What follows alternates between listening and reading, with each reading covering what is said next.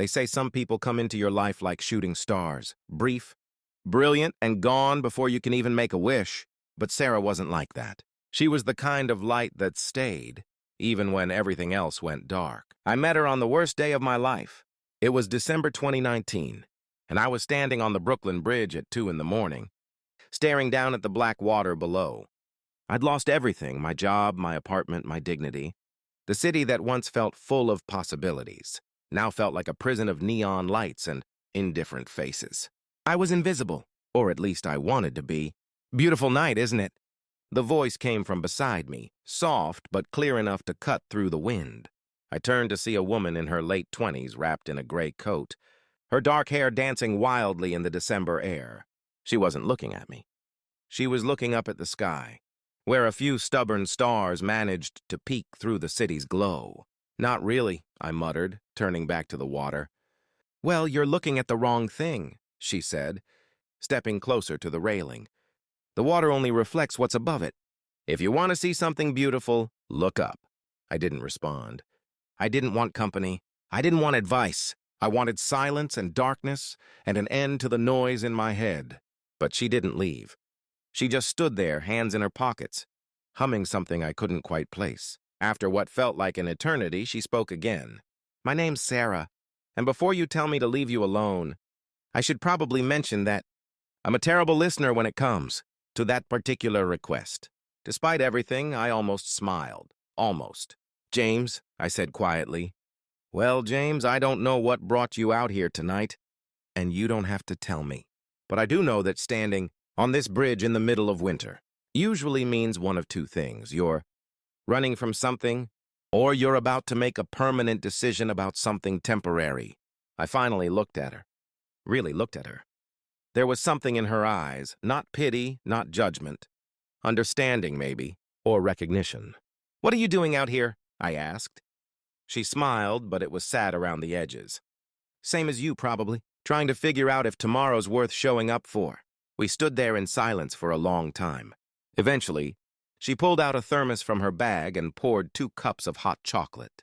We didn't talk much that night. We didn't need to. Sometimes presence is louder than words. When the sun started to rise, painting the sky in shades of orange and pink, she turned to me and said, "See? Another one." Tomorrow came whether we were ready or not. That was the beginning. Sarah and I became inseparable after that night. She was a photographer who traveled the world capturing moments. Most people overlooked the way morning. Light hit a homeless man's face, the shadow of a child's laughter on a wall, the exhaustion in a nurse's eyes after a double shift. She saw beauty in broken things. "Everyone's so obsessed with perfection," she told me once as we walked through Central Park. But perfection is boring. It's the cracks that let the light in. She helped me find a job at a community center in Queens, teaching art to kids who'd been written off by everyone else. Slowly, painfully, I started to rebuild. Not back to who I was, that person was gone, but into someone new. Someone better, maybe. Sarah had this way of making you believe in things you'd given up on: hope, purpose, tomorrow. She collected moments like other people, collected stamps, always carrying her camera, always looking for the next shot that would remind her why life was worth living.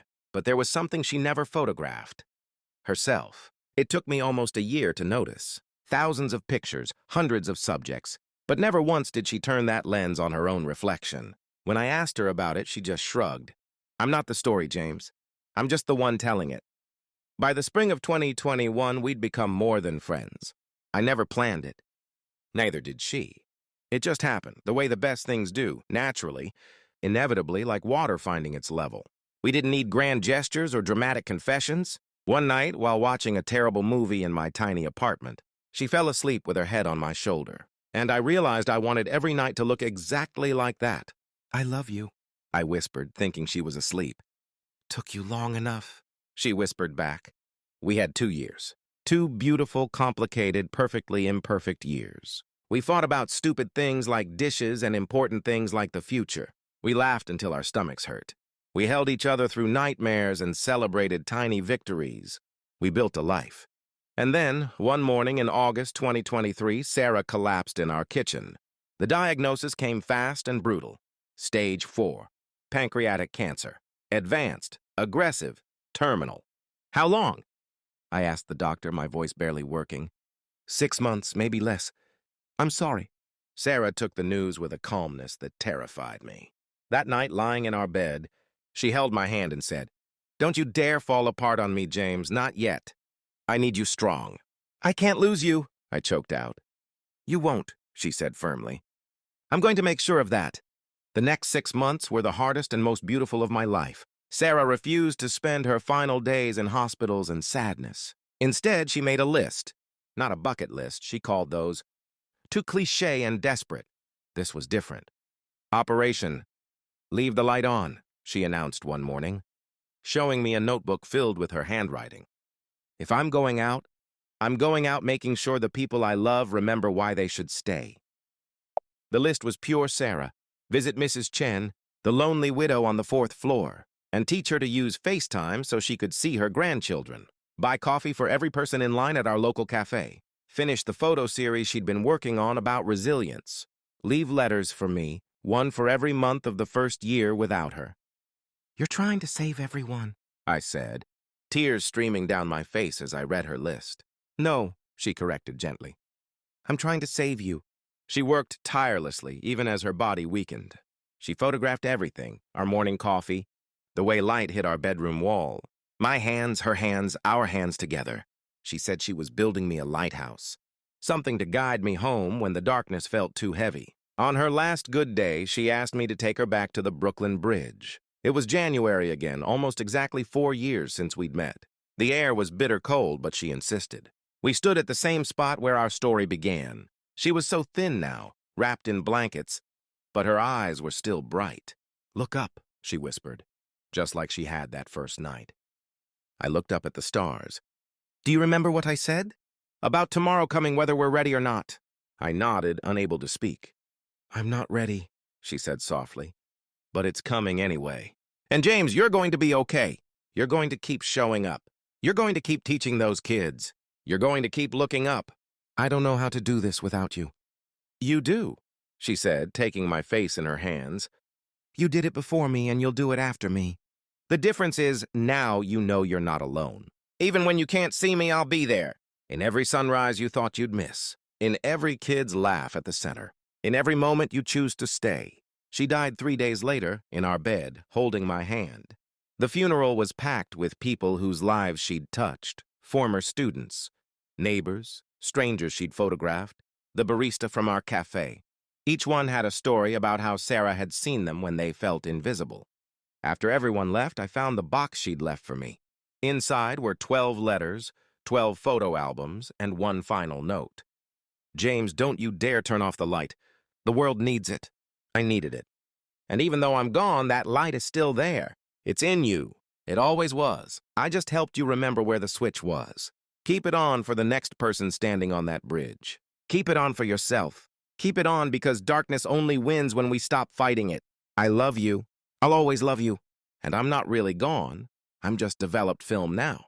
Permanently captured in every good thing you do, every life you touch. Every morning you choose to keep going. The light never fades, baby. It just changes form. Stay bright, stay here. Stay you. S. That was 2 years ago. I still teach at the center. I still drink too much coffee. I still stand on that bridge sometimes, usually on December nights when the air bites and the stars peek through. But now I stand there with a thermos of hot chocolate, waiting, because every few months, someone else appears, lost, broken, invisible, staring down at the water. And I step beside them and say, "Beautiful night, isn't it?" Most times they ignore me. Sometimes they tell me to leave. But once in a while they look up. They see the stars. They take the cup I offer, they stay. Last week, a young woman named Maria stood beside me for 3 hours. Didn't say much. Just cried and drank hot chocolate and watched the sun rise.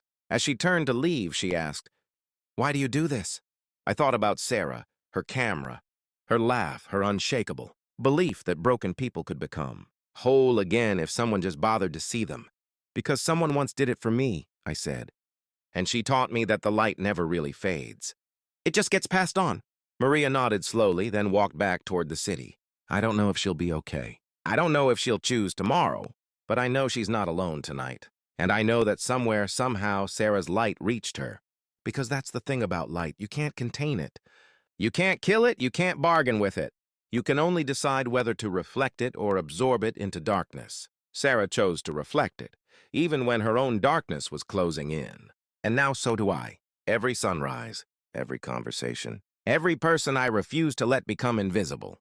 The light never fades. It just finds new hands to hold it.